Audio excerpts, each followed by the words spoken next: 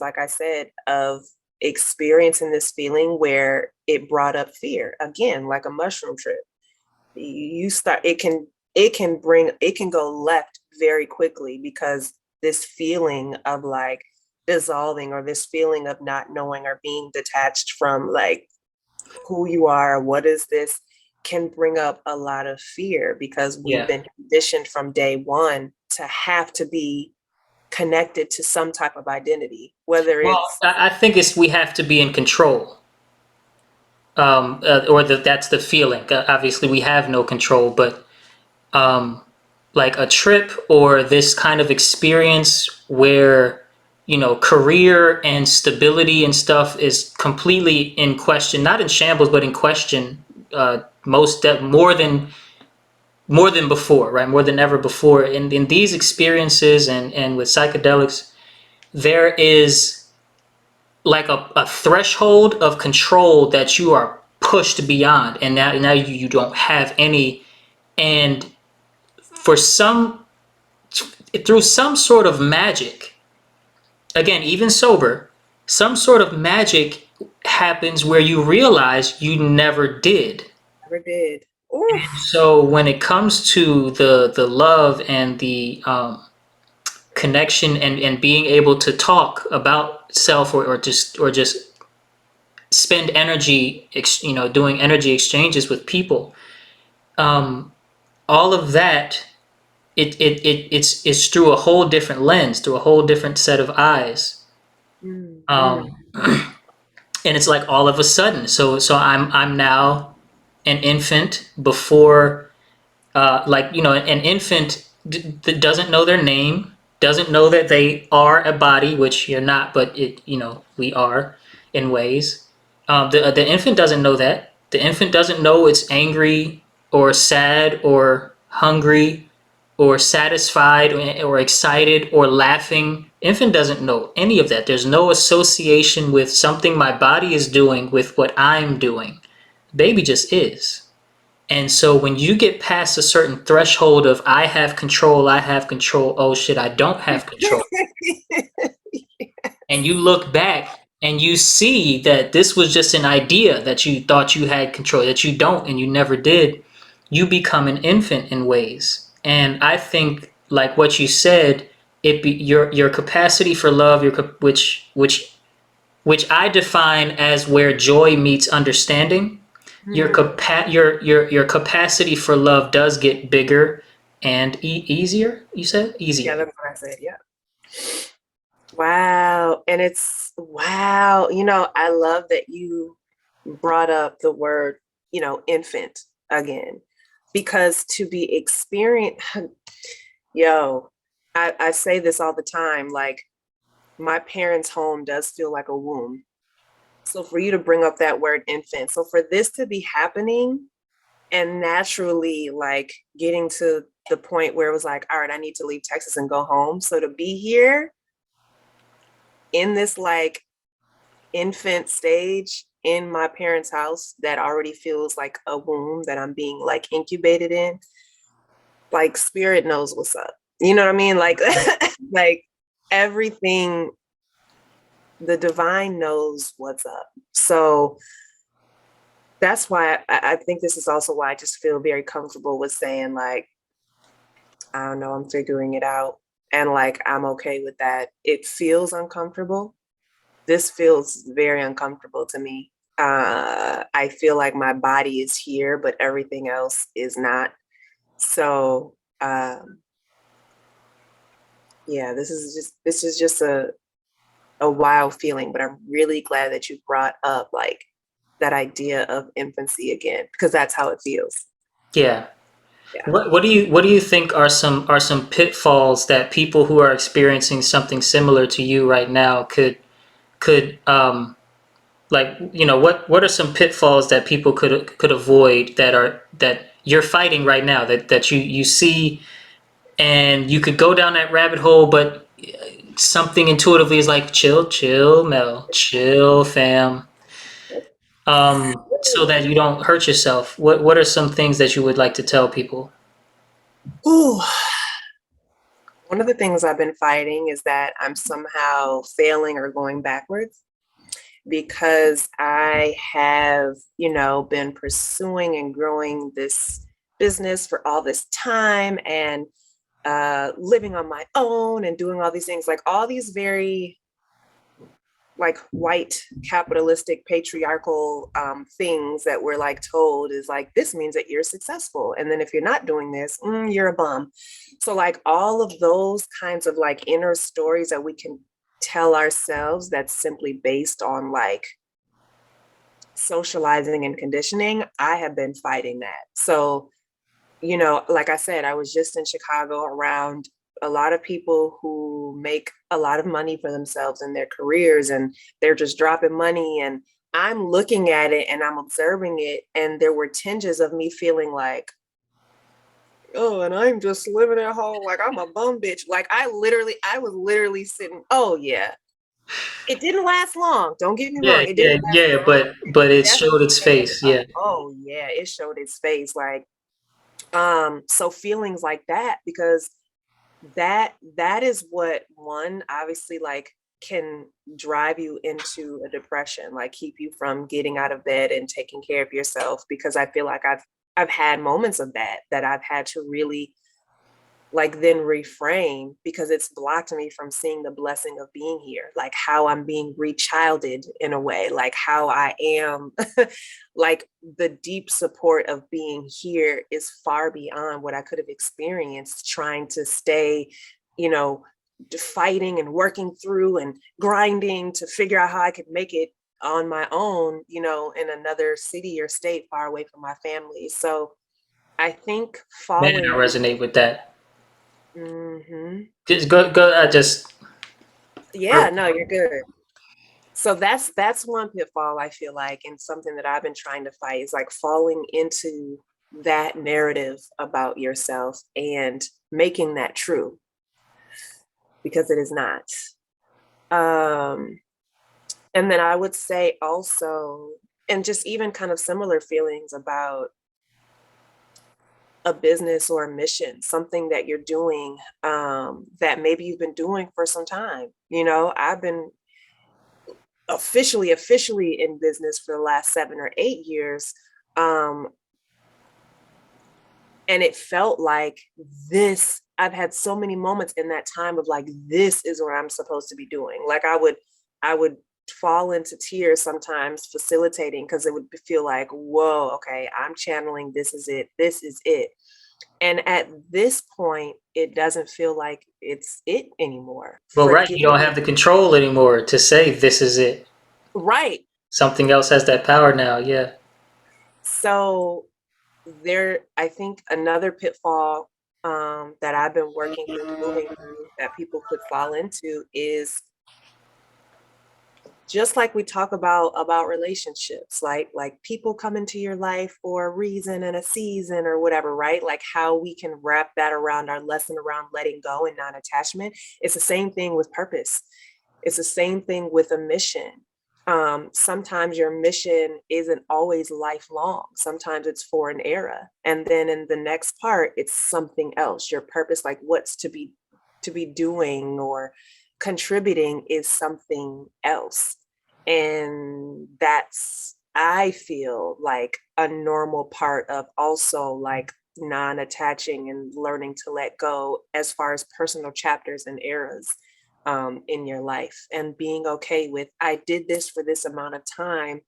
It no longer feels like, I no longer feel like I'm in alignment, or it doesn't feel right, or whatever feeling that you have, and knowing that is okay. It doesn't take away from the impact. It doesn't take away from like the energy that you put into it. It doesn't take away that the gifts and the talents that you poured into that. It just means there's something else. There's more, like there's another dimension of you to tap into. Absolutely. Absolutely. Man, and I tell you, when I say I resonate with that first one, being in not my own, but my wife's parents' crib for so long, building, trying, failing, reset, And it's not even imposter syndrome. I know what I'm good at. I know what people like in terms of like um, the work that we do. I know what I can do to help people get the results that they're looking for, and I know it well, and I'm confident. And my self-esteem has not been impacted in the I can do it sense, but it's been impacted so heavily, and I could have slipped down and for a little bit I did slip down the just depression slope, um, thinking, there are people that started at the same time I did, and they're doing this and that, and Oh I'm man. just I'm just here at mama's crib, uh, eating Yep. their food and Yep. trying to be invisible. Mm. Um, that's what I was gonna say. When I say I resonate with that, I really well what you said about that, I really do because what led to, if I can just be a little transparent, what led to me, um, I call it I beat it. What led to me beating my suicidal episodes to where they'll never come back was not just gratitude in the sense of like, okay, make a list of things you could be grateful for and you should, what society would tell you should be grateful for, but gratitude in the sense of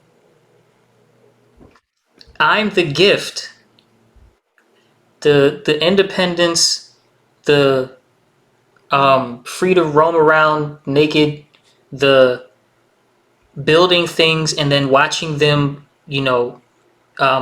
positively impact me financially. All of that is secondary. The gift is me. That gratitude, Mm. um, is what is and which that gratitude, that's, you want everybody to experience that. That's a gratitude you want your best enemy, you want your worst enemy to experience. Mm. You know what I'm saying? That's it. When it comes, it's unconditional and it's unchanging. It doesn't depend on the circumstance, the right. Mm. Um, so I really resonate with what you said there. Swimming back up to the surface a little bit. Uh, it does seem like, well, I say swimming back up to the surface, but not really. It does seem like this redefinition of self has been a consistent element in your story. And in fact, you talk about it in episode 0 of your own podcast.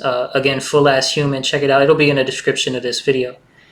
Um, you talk about that redefining yourself sort of like every few years, if not sometimes every 6 months. It'll just come, and it'll come like a ton of bricks. It'll be like, okay, it's time to, Yep. not put the other definitions in the trash, but just put them on their step and then step on it and then be on another step. Do you think that redefinition, is a slowdown or an expansion? And how can people really tap into the positives of that? Because right now, like with 2020, and everything, and just things popping off back to back, at least here in America, really around the world, because Russia went on a campaign of sorts. Um, how everybody is redefining themselves, and everybody's clicking up and then realizing, wait, actually the bad guys might be ruling this group too. Let me unclick and click over here instead. Everybody's redefining themselves so much. How has that again impacted you on a surface level, and what can people do to find some goodness in that, because we're all going through self redefinition cycles right now. For 99.9% of things, You did a survey? I'm kidding.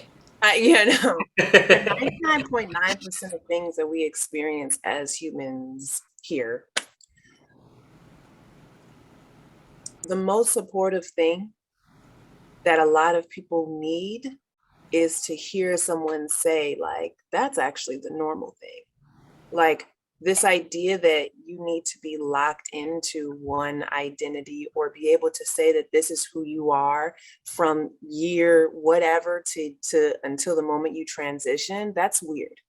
And when I say weird, I mean, like, that's the thing that's not normal, because that doesn't take into account how you change and grow, the new things that you learn, the things that you unlearn, the new people that you meet, the experiences that you have. It doesn't take into account how that changes you. So I say this like 90% of the time, the answer I'm going to say as far as like how I personally can support or help someone is to say, like, it's normal. It's not unusual for you to go through periods of redefinition. Even if one day you felt, because there's this idea that you're wishy-washy, that you don't know who you are, Mm-hmm. not standing on your feet, that you don't, that you know, there's all these different terms. And that's bullshit to me personally. There's no way. We change every day. Literally, every day we wake up different. There's something that we knew today that we didn't know yesterday, or there's something that happened, whatever. So we're always changing. So if you really want to be real about it, like, we're redefining ourselves daily and Daily, right? daily. So let's just real keep it 100. Let's keep it a buck about that. So this idea of like every few months or every few years, you know, actually like, it's a normal part of this. And I don't know what other words to use that can, because again, for someone and for a lot of people, just hearing another person say like, nah, that's not, like, there's nothing weird about that. There's nothing wrong about Yeah. that, is what makes them, is honestly what grants them permission to be like, oh, huh, like someone else who's also experiencing this, like, was able to validate that I feel weird about this, but Yeah. it's okay. Oh, okay. You know what I mean? So I don't know. I feel like there's a part, I feel like a big part of my mission in this moment is to, because I've gone on quite a few podcasts since the moment that I went on my business sabbatical and have been talking publicly about leaving, you know, where I was for the last 9 years and moving home. I've had a lot of podcast invites to talk about this experience and almost like normalizing it for people. And so I feel like at this moment, that's kind of like what I'm supposed to be doing. Right. Like,